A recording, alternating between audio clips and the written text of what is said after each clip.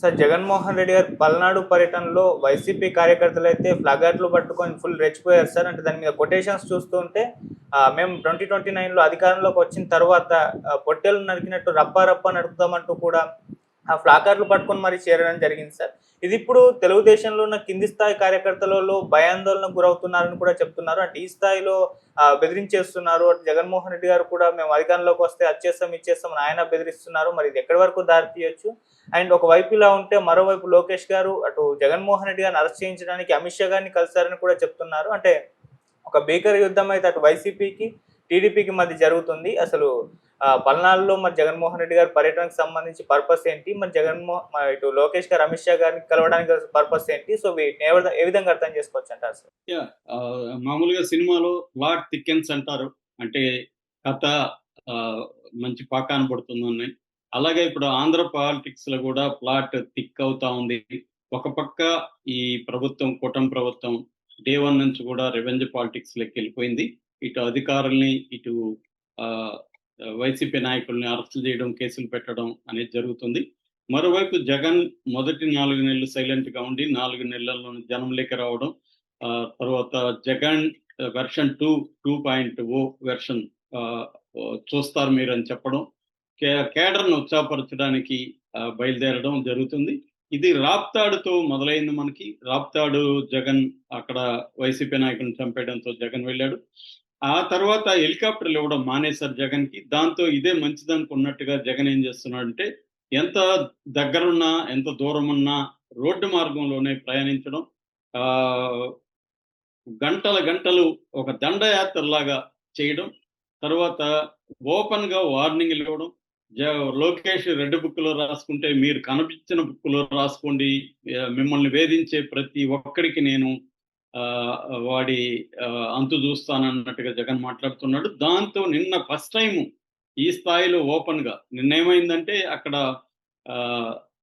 నాగా మల్లేశ్వరరావు అనే అతను యాక్చువల్ గా లాస్ట్ ఇయర్ అతను చనిపోయాడు, ఆత్మహత్య చేసుకున్నాడు. అతని విగ్రహాన్ని పెట్టడానికి, వాళ్ళ ఫ్యామిలీని పరామర్శించడానికి రెంటపాళ్ళ అనే గ్రామం, సత్తెనపల్లి నియోజకవర్గం పల్నాడు లో ఆ రెంటపాల గ్రామాన్ని వెళ్ళి ఆయన విగ్రహాన్ని ఆవిష్కరణ చేశాడు.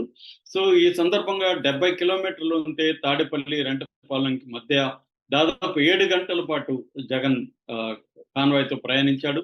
అంటే బల ప్రదర్శన. మొన్ననే పొదిల్లో చూసాం జగన్ పెద్ద ఎత్తున అక్కడ ఎట్లా తన జనాన్ని ప్రదర్శింపజేసి రాళ్లు కూడా వేయించారని విమర్శలు ఉన్నాయి. సో ఇక్కడ కూడా ప్రభుత్వం, పోలీసులు పర్మిషన్ లేకపోయినా కూడా జగన్ పెద్ద ఎత్తున సమీకరించాడు జనాలని చెప్తున్నారు. సో ఈ సందర్భంగా అక్కడ కొన్ని వీడియోలు కూడా బయటకు వచ్చాయి. అక్కడ మనకి చూస్తే ఒక పుష్ప డైలాగ్, రప్ప రప్ప నరుకుతాం, పొట్టేళ్ళు నరికినట్టు నరుకుతామని స్లోగన్లు పెట్టుకొని, కటౌట్లు, తర్వాత ఫ్లెక్సీలు పెట్టుకొని తిరుగుతున్నారు. అన్న వస్తాడు, అంతు చూస్తాడు, ఇది దండయాత్ర, ఎవడైరా నాని తొక్కిపడేస్తాం అంటూ, ఇది రక్త చరిత్ర రక్త చరిత్ర రక్త అని పాట పెట్టేసి పెద్ద ఎత్తున అక్కడ హడావిడైతే నిన్న చేశారు. అది తెలుగుదేశం వాళ్ళ గుండెల్లో రైళ్లు పరిగెత్తించే స్థాయిలో బెదిరించడానికే ఈ పని చేస్తున్నాడు జగన్ అని ఇవాళ మొత్తం తెలుగుదేశం పత్రికలన్నీ కూడా పెద్ద ఎత్తున రాస్తున్నాయి. తెలుగుదేశం మీడియా విమర్శిస్తుంది. సో అంటే డైరెక్ట్ గా ఇప్పుడు జగన్ 2 వ్యూహాలు రచించినట్టుగా తెలుస్తుంది. ఒకటి, ఇటు తమిళనాడులో ఉండే గుండా చట్టము, తర్వాత మహారాష్ట్రలో ఉండే ఎంకోక అనే చట్టము, ఇలాంటి ఒక ప్రత్యేక చట్టాన్ని జగన్ తీసుకురావాలని జగన్ అధికారంలోకి వస్తే, దాంట్లో ఏంటంటే కఠినమైన షరతులు ఉంటాయి. ఎవరినైనా కూడా ఎటువంటి ప్రూఫ్ లేకపోయినా కూడా సర్వేలెన్స్ పెట్టాము, ఈ సర్వేలెన్స్ లో ఇతను మాకు దొరికాడని చెప్పి అరెస్టులు చేసేయచ్చు, బెయిల్ రాకుండా. అదొక పద్ధతి. 2, ఒక ప్రైవేట్ సైన్యాన్ని తయారు చేసి వాళ్ళకి కొంతమంది పోలీసులు, తనకి అనుకూలంగా ఉన్న పోలీసుల దగ్గర ట్రైనింగ్ ఇప్పించి వాళ్ళ సహకారంతో ఎక్కడికక్కడ అటాక్స్ చేయాలి. ఎందుకంటే జగన్ అంటేనే మనకి 2014-19లో కూడా ప్రైవేట్ సైన్యం ఉండేది. అప్పట్లోనే హైదరాబాద్ లో కూడా జగన్ బ్యాచ్ అనే వాళ్ళు పెద్ద ఎత్తున దిగిపోయి ఉండేవాళ్ళు. ఎందుకంటే రాయలసీమలో ఫ్యాక్షనిజం ఎలా ఉంటుందో మనకు తెలుసు. జగన్ గాని వాళ్ళ తాత రాజారెడ్డి దగ్గర నుంచి కూడా ఫ్యాక్షన్ లో నుంచి వచ్చిన వాళ్ళే. రాజారెడ్డి కూడా ఫ్యాక్షన్ బలైపోయిన వ్యక్తే. సో అప్పుడే వాళ్ళు ట్రెంచ్ మెథడ్ అంటారు. అంటే రాజారెడ్డి రాయలసీమలో చేసిన పద్ధతి ఏంటంటే ఏనుగులను పట్టడానికి ట్రెంచ్ మెథడ్ అంటారు. ఒక గుంత తవ్వి ఏనుగుల వచ్చే మార్గంలో దాని మీద ఆకులు చేస్తారు, ఏనుగులను తరుముతారు, ఒక ఏనుగు దాంట్లో పడుతుంది. అప్పుడు ఒకడొచ్చేమో దాన్ని అంకుశంతో పొడుస్తాడు, ఇంకొకడు వచ్చేమో దానికి చెరుకు అవన్నీ భోజనం పెడతాడు. సో అది ఏమనుకుంటుందంటే అంకుశంతో పడితే వాడు చెడ్డోడని, చెరుకు పెట్టేవాడు మంచోడని వీడికి మాలిం అవుతుంది. దీన్ని ట్రెంచ్ మెథడ్ అంటారు.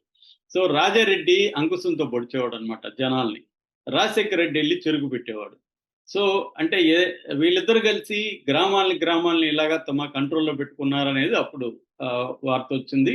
దీని మీద Balagopal APCLC Andhra Pradesh civil liberties committee కూడా రాయలసీమ పాలెగాళ్ళ పేరుతో పుస్తకాలు కూడా, జిల్లా వారిగా పుస్తకాలను కూడా తీసుకొచ్చింది, చిన్న చిన్న బుక్లెట్స్ కూడా తీసుకొచ్చింది. సో అలాగా జగన్ కి ఫ్యాక్షనిజం అనేది నరనరాన అలా అతని బ్లడ్ లోనే ఉంది. సో అందుకని ఇప్పుడు ప్రైవేట్ సైన్యాన్ని ఏర్పాటు చేసి ఒక భయభ్రాంతమైన వాతావరణాన్ని ఇప్పుడు క్రియేట్ చేస్తే ఈ 4 ఏళ్లలో కూటమి నాయకుల దూకుడిని తగ్గించాలి అనేది జగన్ ఎయిమ్గా కనిపిస్తుంది.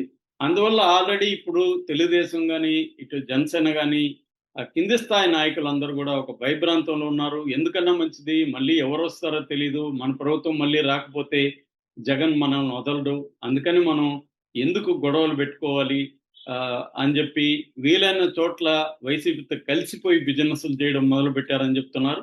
ఇది కూటమి ప్రభుత్వానికి, చంద్రబాబు ప్రభుత్వానికి తలనొప్పిగా మారింది. చంద్రబాబు కానీ లోకేష్ కానీ వాళ్ళని కంట్రోల్ చేసే పరిస్థితి కూడా లేదు. ఎందుకంటే మీరు ఈ రోజు అంటారు, రేపొద్దున మీరు కూడా జైళ్ళలో కూర్చుంటే మా బతుకులు ఏమవుతాయి, జగన్తో పెట్టుకుంటే జగన్ మీలాంటోడు కాదు, మీరంటే లీగల్ గా వెళ్తున్నారు, జగన్ అలా వెళ్ళడు అన్న ఒక భయాందోళన కోసమే జగన్ ఇలాగా తన విశ్వరూపాన్ని అయితే ప్రదర్శిస్తున్నాడని విమర్శలు వస్తున్నాయి. సో ఈ నేపథ్యంలో నిన్న జగన్ కూడా చాలా తీవ్రంగా కమ్మ సామాజిక వర్గాన్ని చంద్రబాబు ఎలా అటాక్ చేస్తున్నాడు అని ఒక కొత్త స్ట్రాటజీని కూడా తీసుకొస్తున్నట్టు కనబడుతుంది. అంటే చంద్రబాబుకి కమ్మ సామాజిక వర్గానికి మధ్య ఒక గొడవ క్రియేట్ చేయడానికి కూడా జగన్ నిన్న ఒక సందర్భాన్ని వాడుకున్నట్టుగా చెప్తున్నారు. అందుకనే జగన్ నిన్న దేవినేని అవినాష్ని, వల్లభనేని వంశీని, కొడాలి నానిని, తలసిల రఘురామ్ని, అబ్బాయి చౌదరిని, దగ్గుపాటి సురేష్ వైజాగ్ లో ల్యాండ్స్ లాక్కోవడం, అన్నాబోతుని శివకుమార్ని, పోసాన్ని, ఇంటూరి రవిని, బ్రహ్మనాయుడిని, తర్వాత లక్ష్మీనారాయణని, ఇలాంటి వాళ్ళ లిస్ట్ అంతా చాలా పెద్ద చదివారు. ఇలాంటి కమ్మ వాళ్ళందరినీ కూడా చంద్రబాబు తీవ్రంగా వేధిస్తున్నాడు, కేసులు పెడుతున్నాడు, పోలీసులు హరాస్మెంట్ చేయిస్తున్నాడు. జగన్ వల్లనే కమ్మ సామాజిక వర్గం, చంద్రబాబు వల్లనే కమ్మ సామాజిక వర్గం బాధపడుతుంది అన్న ఒక నెరేటివ్ ని జగన్ బలంగా తీసుకోవడానికి ట్రై చేశాడు. దానికి సంబంధించి డీటెయిల్ గా అతను ఒక ఎగ్జాంపుల్స్ తో ఎక్కడెక్కడ కమ్మ వాళ్ళని ఈ ప్రభుత్వం టార్గెట్ చేస్తుంది, అంటే కమ్మ వాళ్ళు మీ దగ్గరే ఉండాలా, మీకు ఊడిగం చేయాలా, వాళ్ళు స్వతంత్రంగా ఉండకూడదా, ఉంటే వాళ్ళ మీద దాడులు చేస్తారా అన్న ఒక నెరేటివ్ ని జగన్ బిల్డప్ చేయడం మనకి కనిపిస్తుంది. ఈ రోజు కూడా జగన్ ప్రెస్ మీట్ పెట్టి మాట్లాడుతున్నాడు. ఈ ప్రభుత్వాన్ని విపరీతంగా విమర్శించడం అనేది జరుగుతూ ఉంది. రెండో వైపు నిన్నంతా కూడా ఢిల్లీలో లోకేష్ అమిత్ షాతో, మిగతా మంత్రులతో, జగదీప్ ధన్ఖడ్ ఉపరాష్ట్రపతితో, తర్వాత చిరాన్ పాస్వాన్, అర్జున్ రామ్ మేఘ్వాల్ లాంటి మంత్రులతో సమావేశమయ్యాడు. ముఖ్యంగా దాదాపు 30 నిమిషాల పాటు అమిత్ షాతో లోకేష్ సమావేశమయ్యి అందులో ప్రధానంగా జగన్ ని ఎలా అరెస్ట్ చేస్తే ఎలా ఉంటది ఏంటి అని చర్చించినట్టుగా తెలుస్తుంది. ఇంకా గ్రీన్ సిగ్నల్ వచ్చిందా రాలేదు అనేది మనకైతే క్లారిటీ లేదు. కానీ పదే పదే ఢిల్లీకి ఈ మధ్య లోకేష్ వెళ్ళడం, దీని వెనక ఏదో జరుగుతుంది, ఒక ప్లాన్ అయితే జరుగుతుంది అనేది చెప్తున్నారు. ఏం జరుగుతుందని చూడాలి. ఎందుకంటే 21వ తేదీ యోగాంధ్రకి మోడీ కూడా వస్తున్నాడు. సో ఈ నేపథ్యంలో జగన్ మీద మోడీ ప్రభుత్వం గ్రీన్ సిగ్నల్ ఇస్తుందా చంద్రబాబు ప్రభుత్వానికి అనేది చూడాలి.